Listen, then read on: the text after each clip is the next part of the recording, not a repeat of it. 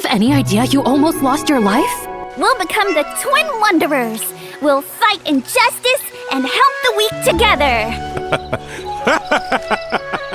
You've got spirit. That's not something Han taught you. They went without looking back. I don't want to live with regret, Aunt Han. Heaven's Pier is where I grew up. I regret it. I regret it, okay? To hell with the Jianghu.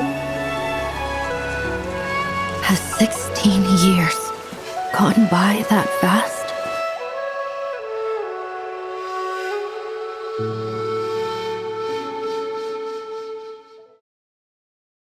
Welcome, traveler, to the stories of where winds meet. I've never found it harder to choose how to begin telling a journey, and even harder to decide where to stop. Qinghe, a land caught between history and legend, holds two intertwined stories. One of your own journey as a fledgling Jianghu wanderer, and another of Tian Ying, the legendary figure whose deeds are whispered in side stories and carried by the words of wandering NPCs.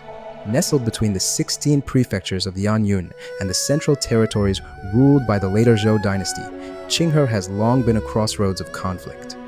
In 938, the 16 prefectures were ceded to the northern Liao dynasty of the Khitans, forcing many to flee south into Qinghe.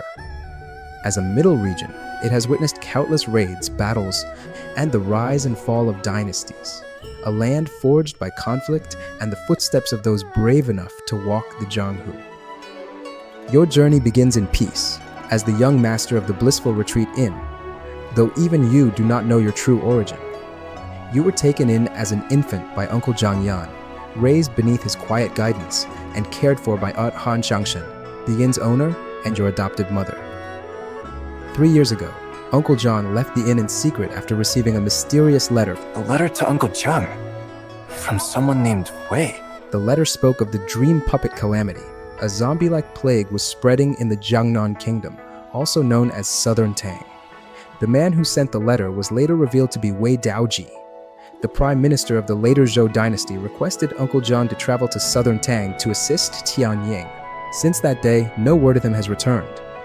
It is now the year 962, and at 16, you helped Aunt Han prepare the inn's famed annual First Jar Banquet, an event that draws wanderers, swordsmen, merchants, and drifters from across the Jianghu.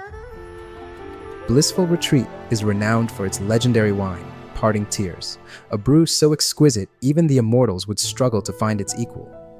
Yet despite this peaceful life, a restless spirit burns within you. If only I could go to the Jianghu and learn martial arts, I'd be able to take him for sure. Jianghu, Jianghu. All you ever talk about is the Jianghu, yammering about it for a decade. Sharing that same spark is your childhood friend Ruby, the 10-year-old daughter of Uncle Zhou, the inn's loyal butler. This is so lovely. Well, you can have it. You greedy little thing. Go on, take it. Your adoptive mother, Han Xiangxun, lives her life as a simple innkeeper on the surface. But beneath that gentle exterior lies the past of a patriot of the Jianghu, once known as Water Lady, a master of disguise with the rare ability to alter another person's face.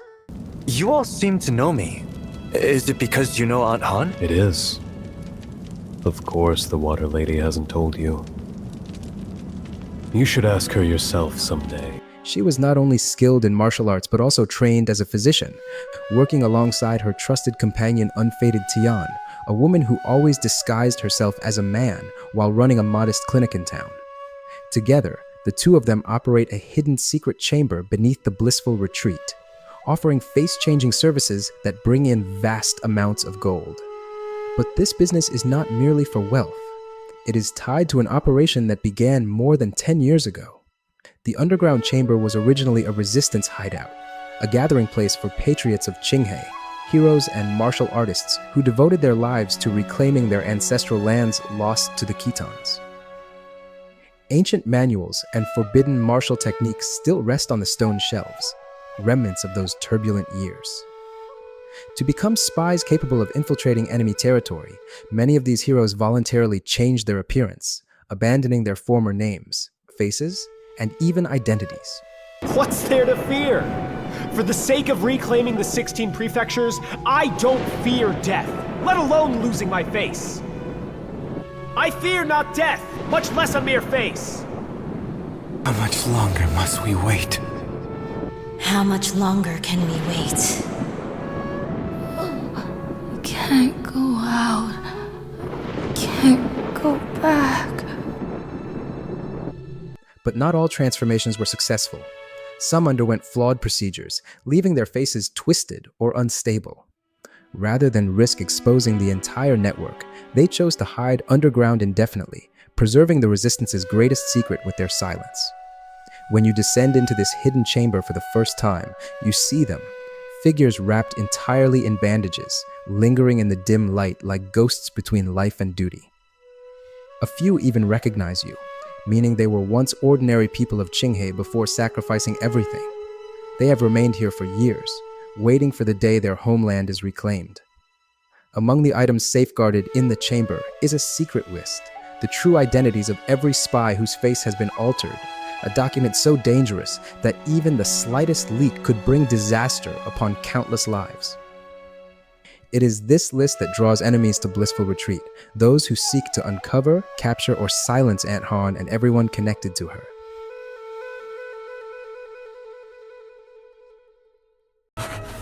What killer?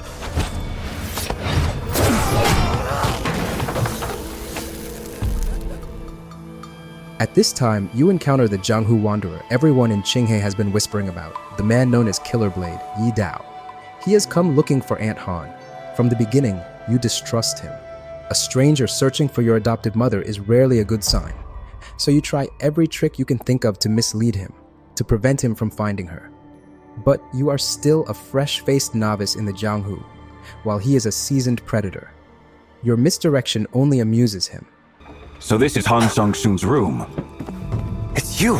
How long have you been following me? No, you only let me think I escaped. Despite this rough start, the two of you soon end up investigating the strange bandits lingering around Heaven's Pier. Several times, Yi Dao pulls you out of danger with practiced ease. It is he who first identifies the origin of these intruders, the Aureate Pavilion, an underground organization from the Jianghu Kingdom. Upon discovering that the bandits belong to the Aureate Pavilion, the encounter escalates quickly. Among them appears a horse Dalang, once a companion of Beard Guang's caravan. You engage in battle and manage to strike it down, but the fight is far from over. To your shock, the horse dancer feeds the creature a strange pill. Almost immediately, it returns to life. A grim reminder of the dream puppet calamity mentioned in the letter Uncle Jiang received years ago. The plague, or something like it, has resurfaced, now in an unnatural, living form. It is at this moment that Aunt Han's true Jianghu prowess is revealed. With precision and deadly grace, her flying dagger slices through the undead horse, ending the threat with a single, decisive strike. Her past as a martial arts master, long hidden beneath the guise of innkeeper, is undeniable. Later, thanks to Beard Guang's observations, you learn more. The horse dancer had been traveling with a mysterious woman, suggesting a larger, more dangerous plot at work, one that may be connected to the Aureate Pavilion's true purpose in Qinghe. Only later do you learn the real reason Yi Dao came. He was sent by Qingquan, Aunt Han's former lover, to look for her and for Uncle Jiang's secret before Qu disappeared. Both Qingquan and Uncle Jiang Yan once belonged to the Well of Heaven sect, and perhaps the three of them shared knowledge of a hidden truth. He can't come. Too ashamed to face me? Or is it that those fools at Well of Heaven? He's not at Well of Heaven. He went some time ago to Blackwater City. Blackwater City? Didn't you say everyone there was dead? Yes. So, he won't be coming anymore. When Yi Dao finally speaks with Aunt Han, he reveals what she had been fearing. Qingquan was lost in Blackwater City. No one who entered that cursed city survived. Aunt Han forces herself to act indifferent, but the tremor in her breath betrays the truth. She instructs Uncle Zhao to pour out every jar of parting tears she had saved for Chu. 1 jar from each first jar banquet since he left. She had kept them for his return. Now she accepts that he likely never will. Beneath the secret chamber, rows upon rows of jars remain sealed, kept like echoes of promises and memories. A hall of 100 candles burns for the patriotic spies who never returned. Even Uncle Jiang has his own jar, preserved with a teasing memory. He had borrowed a pendant from Aunt Han and joked that if he never repaid it, she would be forced to raise the infant, you, until adulthood. She shot back with, "In your dreams," but her actions over the years reveal the truth behind her sharp tongue. Beneath her blunt exterior, Aunt Han is a woman of deep loyalty and deeper regrets. She failed to keep the man she loved. 3 years ago, she and Qingquan parted not in peace, but in conflict. They were both heroes fighting the Khitans, but at the Peace Bell Tower, something fractured between them. The giant bell still bears the scars of their quarrel, and countless of Aunt Han's flying daggers embedded in its surface. Some say their fight arose because Chu wished for her to change his face so he could infiltrate the Khitan envoy, a mission entangled with a greater plot connected to Tian Ying. But how could she possibly agree? Altering a lover's face was no different from losing him forever. Your face determines your fate. Another face, another fate. Don't go. With the Aureate Pavilion prowling around Qinghe, Aunt Han finally announces that the Blissful retreat will relocate immediately after the banquet. She had planned this for a long time, knowing that the secret chamber would one day attract ill intent. A place like this cannot remain hidden forever.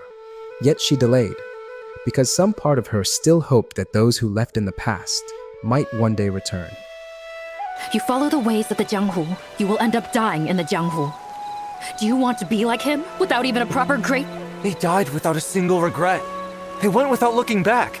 I don't want to live with regret, Aunt Han. Heaven's Pier is where I grew up. I regret it. I regret it, okay? I shouldn't have let him go. What good does a lifetime of regret do for me now? We leave tomorrow morning. All of us. I have found a place where no one can find us. And no one can leave. This grim news makes Aunt Han even more determined to crush your Jianghu dreams. So you make your choice. You will leave quietly with Yi Dao. From a cunning Jianghu veteran who outsmarted you at every turn, to the man who saved your life more than once, you can't pinpoint when your fear turned into trust. At some moment between blades and danger, Yi Dao began to feel like an older brother you never had. And as always, Ruby arrives like a burst of sunlight. Ha! You villain! You've done terrible things! And today, I, Heroine Ruby, will serve justice! How's that? Cool, right? Just like in the storybooks! Her lively excitement about the Jianghu never fades. Yet she is still just a child, and you know you cannot bring her into the storm awaiting you. You must find a way to comfort her, something that doesn't break her heart completely. So you take her to meet Yi Dao, the perfect embodiment of the Jianghu wanderers she reads about in her storybooks. Their playful banter is almost comical. Ruby's quick wit matches even this hardened swordsman. Moved by her spirit, Yi Dao gifts her his horse. Delighted, she names it Clip Clop, and you add to her joy by giving her a flowing red cape, something a young heroine might wear. When you finally reveal your plan to travel the Jianghu with Yi Dao, Ruby's smile dims for a moment. But with the free, unburdened heart of a child, she accepts your decision. Soon she is laughing again, red cape fluttering behind her, her own little dream of heroism. And for a brief moment before everything falls apart, it feels like happiness might last a little longer. The final night you spend in your childhood home before following you down to Kaifeng, he shares the story of Chu Qingquan. He tells you that Chu once saved Yi Dao's life, despite being the kind of fool who always tried to save everyone. Badly wounded in Blackwater City, Chu was carried out on Yi Dao's back. But while crossing the Yellow River, the trap holding him broke, and Chu Qingquan fell into the waters. In the Jianghu, such a fate is never certain. If the body is unseen, one cannot confirm death. At that very moment, the Aureate Pavilion launches their attack on Heaven's Pier. These outsiders, who have lingered around Qinghe and whom you have encountered before, now make their final move.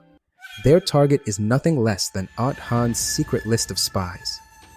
Leading the invasion is Qianye, the beautiful woman you first met at the inn, revealed to be an enchantress of the Aureate Pavilion. Chaos erupts. Uncle Zhou, Ruby's father, is killed without warning. You rush to intervene, but Yi Dao stops you.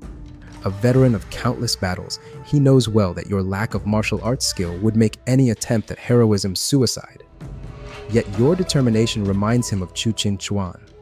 Seeing that same spirit in you, Yi Dao finally chooses to step in and help, despite the odds stacked against you. But youth often pays a heavy price for its hot-blooded. You and Yi Dao manage to rescue Ruby and a few others, yet Heaven's Pier is already under a devastating spell, an array that creates multiple illusions of the blissful retreat, trapping everyone inside, disoriented and unable to escape. The only way out is to be guided from a high vantage point. Ruby, determined and fearless, volunteers to slip through a narrow gap under Sweetwine Tower and navigate a hidden tunnel that leads toward Moonveil Mountain. But as Yi Dao had warned, the Jianghu is not the storybook world she imagines. Knowing her impulsive nature, you ask Beard Guang to tie her hands, keeping her in check while you continue to hold back the enemies.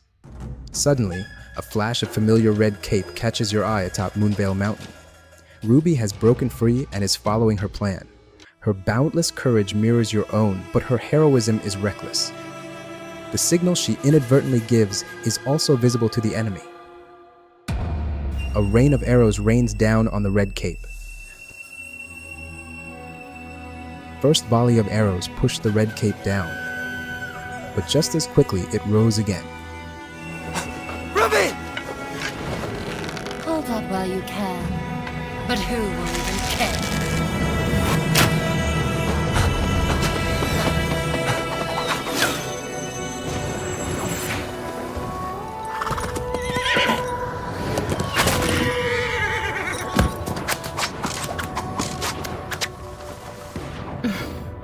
Tying it up now.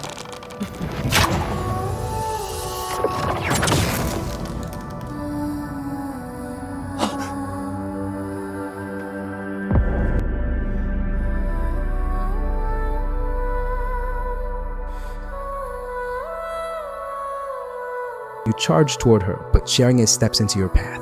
She wears Aunt Han's face. Yi Dao's warning echoes in your mind. This woman can change her appearance too, preying on emotions by wearing the faces of those her victims love.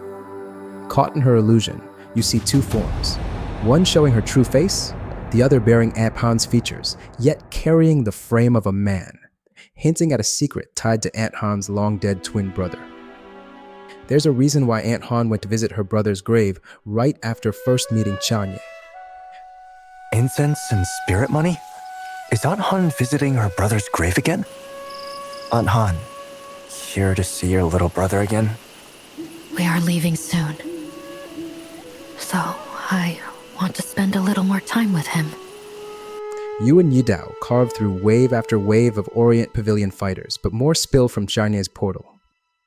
Wounded and exhausted, realizing the end is near, surrounded by hundreds of precious decade-aged jars of parting tears, you turn to Yi Dao and offer him a drink.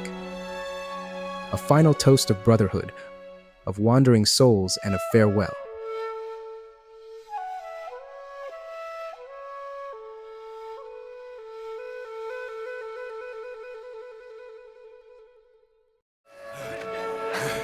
You haven't seen the Jianghu yet. Regret it now? I have seen it. You, Shu Qingquan, still sure. Is that not the Jianghu?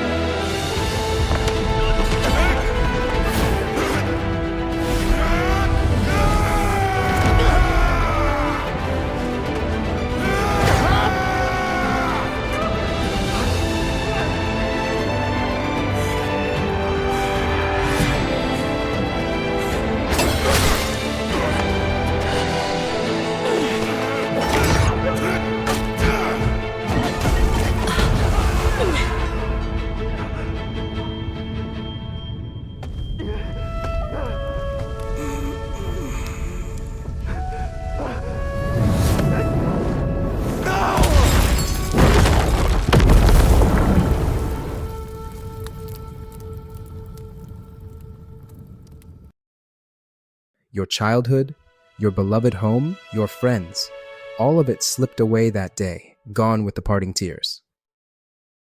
Days later, you awaken. Clip-Clop survived, rescued by a passing caravan, but everything else has changed.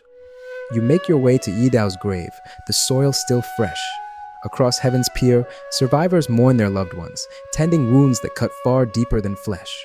You hear whispers, stories drifting through Qinghe, stories of the blissful retreat, stories of the brave young master who fought to the last breath, stories of little Ruby, the tiny heroine beneath the fluttering red cape. In the Jianghu, such tales are born from tragedy. Through generations of war and chaos, dynasties fall and empires shift. Yet the spirits of those who choose righteousness never fade. This is Jianghu. It is not the sparring matches at the general shrine. It is not the stories in books. It is blood and fire, tears and rain. You survived. But the world will never again recognize you as the young master of the blissful retreat. That identity died with the inn. From now on, you will walk the Jianghu behind the mask. A newcomer, a nameless blade. You carry Yi Dao's great blade on your back, for he never lived to see Kai fall. You tie Ruby's red thread around your wrist, for she never got to witness the Jianghu she dreamed of. You will do it all for them. But young master, your story is only one among countless others carried by the winds of Qinghe. And among those tales, there is one name whispered more than any other. A man who wore not just one but many masks. A man who slew not only the wicked, but the righteous as well. A man who carried more sins than anyone's soul should bear, yet cared nothing for judgment. For he lived for a single, unshakable ideal, to reclaim his homeland for its people. Tian. We will uncover his story in the next chapter,